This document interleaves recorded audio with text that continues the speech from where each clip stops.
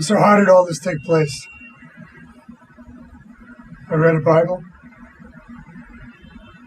I read it slowly. I read the whole thing from cover to cover. I'll get to the end. Revelation. It says, blessed are they. In other words, I will give you a blessing. Blessed are they who? Who what? Read. Well, I just read it. And it says, go, blessed are they who hear. Well, I heard the book of Revelation. A lot of it I read out loud. I even recorded it and listened to it. And keep watching the things that are about to take place, which are quickly approaching. I was watching. Heck, I read the news every day. I was looking for signs. I was looking for material to argue against Christians as an atheist, so I knew what I was talking about. I was watching, reading, and hearing. And he says, blessed are they who do those things. I said, well, what do you mean blessed? He says that he will give you something because it's the revelation of Jesus Christ. Okay? It says revelation, which God gave him. Fine. What for? To give to his brothers and sisters, those who ask for it. It's all right. Here I am. Let's have it. I read it. I heard it. I'm watching. I don't see a gift. Where is it? And what is it?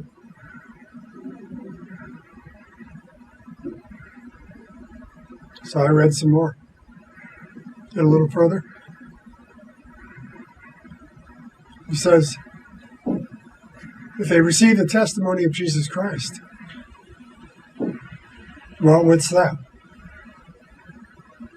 And then I read some more. It says the testimony of Jesus Christ is the spirit of prophecy. Oh, what does that do? Well, that's where he opens your eyes, opens your ears, and you get to see and hear what's coming in the future. Well, that's good. That way I can keep watching the third blessing. I'll take it.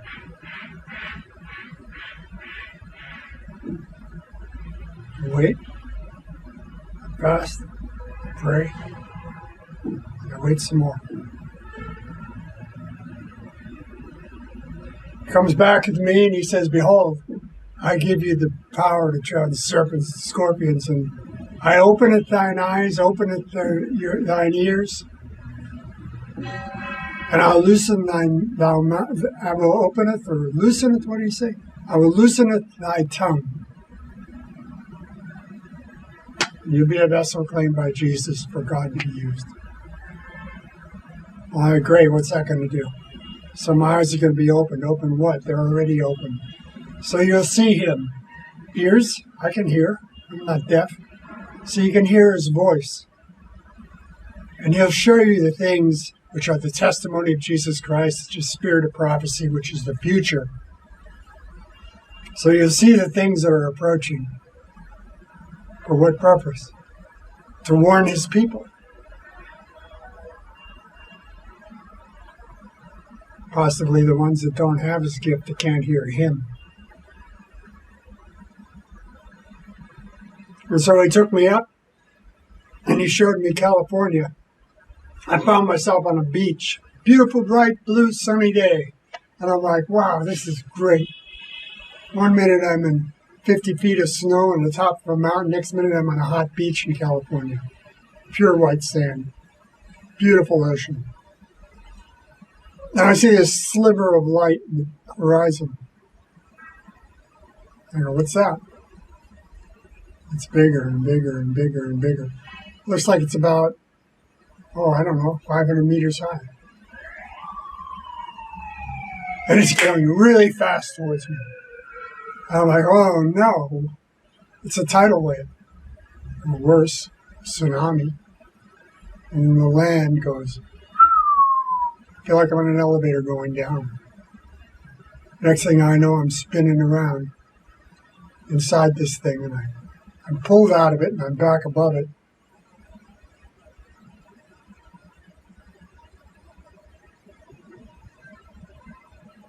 He says, this is Babylon, California. Florida. This is Babylon, New York. This is Babylon. America will burn.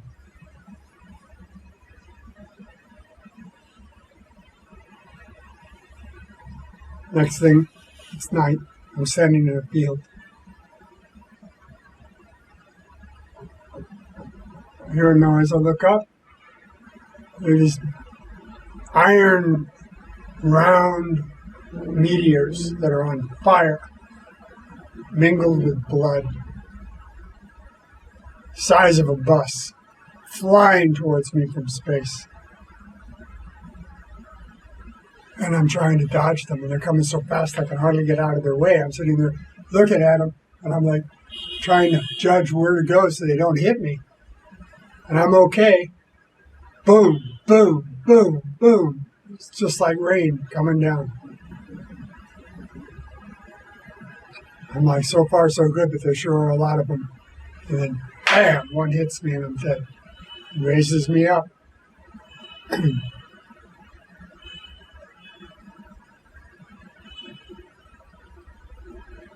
Next thing I know, I'm in Seattle.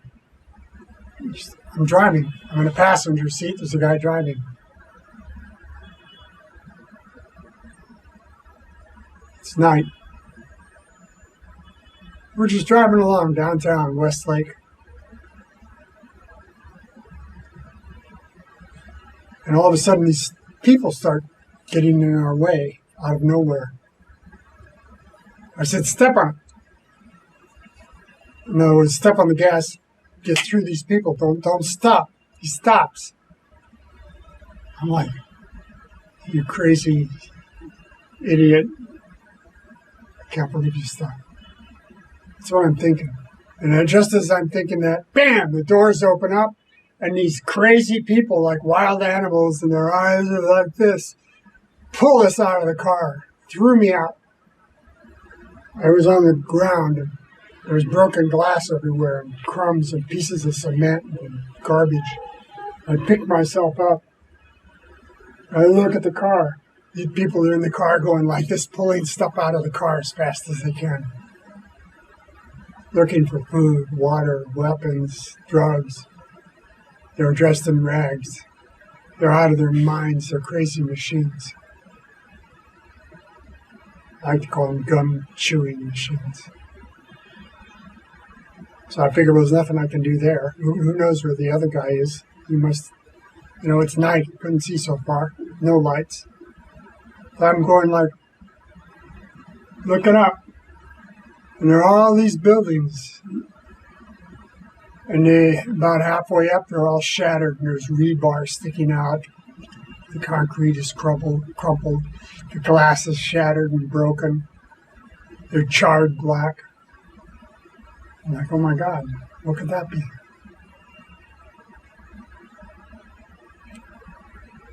I'm thinking, oh, maybe that's a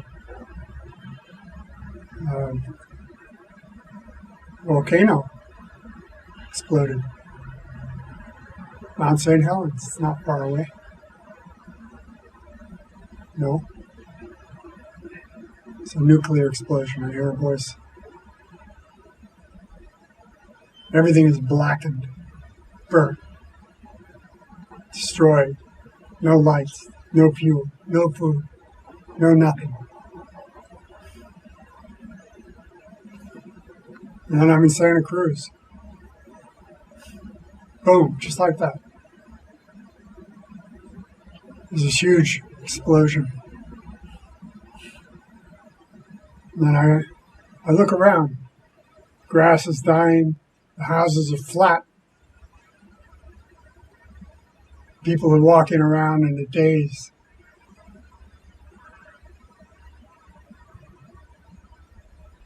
I look down at the grass, the flowers, and they're all starting to die. It's starting to get dark in the middle of the day. I go, wow. Wonder what that could be. Maybe it's a nuclear explosion this time. The boy says, no. It's a meteor. Lands in Las Vegas. That's what it was. It flattened all the houses all the way to Costa California from Las Vegas. People were walking around stunned.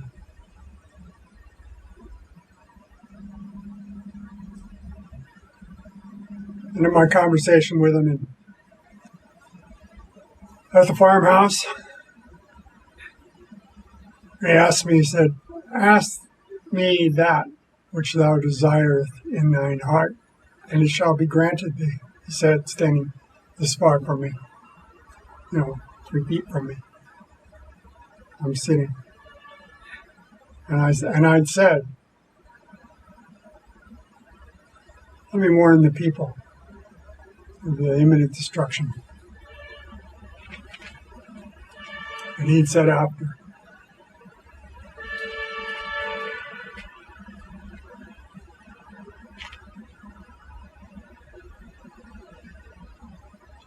And he referred to the United States as America Babylon. America Babylon. For the murdering of the babies. The blood on everybody's hands for all the wars and murders. Coveting everybody's oil and trying to control all the trade and commerce and currency and shipping lanes.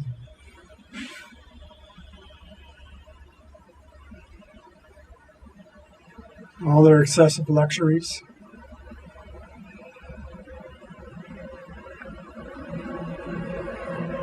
They become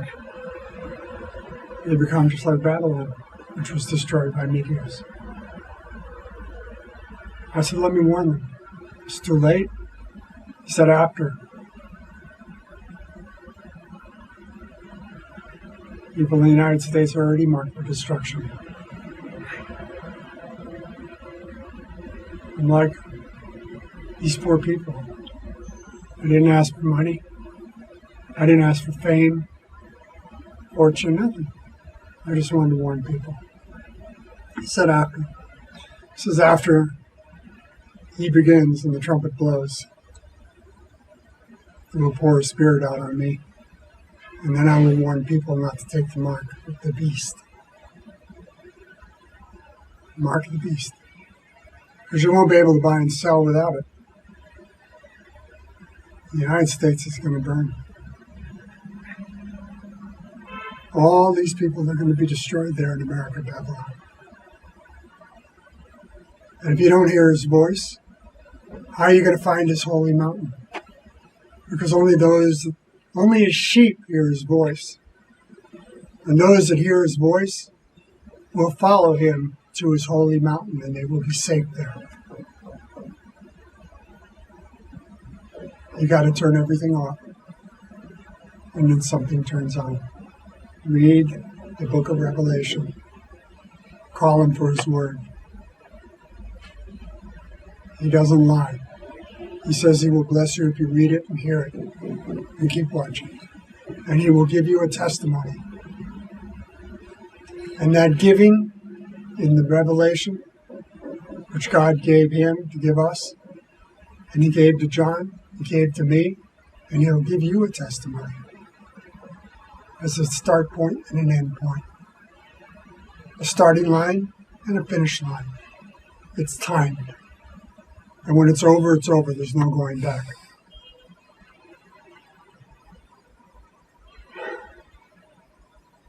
And your job here is to ask for those gifts, receive them. He'll open your ears and your eyes. He'll show you things. You will share that because this race is a baton race. And when you get the gift, you're supposed to share it. And you pass the baton, which is the testimony to these people. Anybody that will listen. Don't force it on. If their heart is ready, the Holy Spirit will go in and do a work in their heart. And don't try to persuade anybody, or you don't have to defend anything. Wherever you speak and wherever you go, miracles will follow. So that their faith will rest on his power, not just mere words.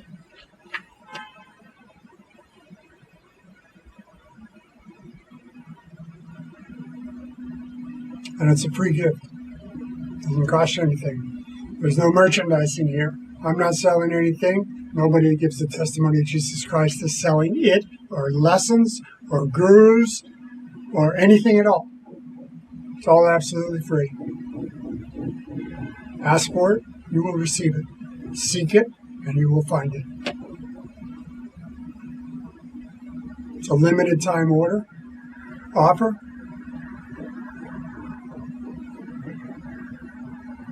And it's up to you. You have to take it, because if you don't take it, sitting on the fence, that's a decision. You won't qualify. You can't run the race or win the race, and he can't let you in. He may not let you in if you just sit on the fence. You have to make a decision. You're here to make that decision. And it's all about saving. It's all about the holy mountain. It's all about his kingdom. It's all about hearing his word and seeing what his plan is and how you fit into it according to his purposes. And in order to know that, you have to hear what he has to say. Just as though you were a soldier and you had radio communication, you have to know what the orders are. You don't just sit there in your foxhole and make things up. And then you bear good fruit. And if you don't bear good fruit, then you're a dead branch. If you're a dead branch, he cuts you down, throws you into the fire. What are you good for? You don't bear fruit. Not your fruit, not for yourself, not to glorify yourself, but his fruit. For his glory, for his purposes, for his kingdom. And we're priests in his kingdom. We're not kings, we're priests. The kingdom of God. He's the King of Kings. And what we're doing here is we're experiencing his salvation. And this experience is turning us into priests. And he expects us to act like a priest. Live a holy life, help those in need, visit people in prisons, clothe the naked, feed the hungry, pray, read his word.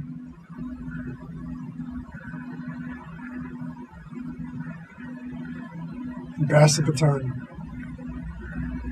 Testify. That which we have seen and heard, especially what we heard from the mouth of God. And so shall my word be that goes forth out of my mouth. It shall not return unto me void, but it shall accomplish that which I please. It shall prosper in the thing whereto I send it. There's no if, but, or maybe. His word is currency. His power is currency, and you can take it to the bank. Wherever you go, miracles will follow. And people's faith will rest on those miracles. And in the end, when it's all said and done, and the earth is gone, and he makes a new heaven, and he makes a new earth, from here, all he does is take what is his. So you need to make a decision. Are you his?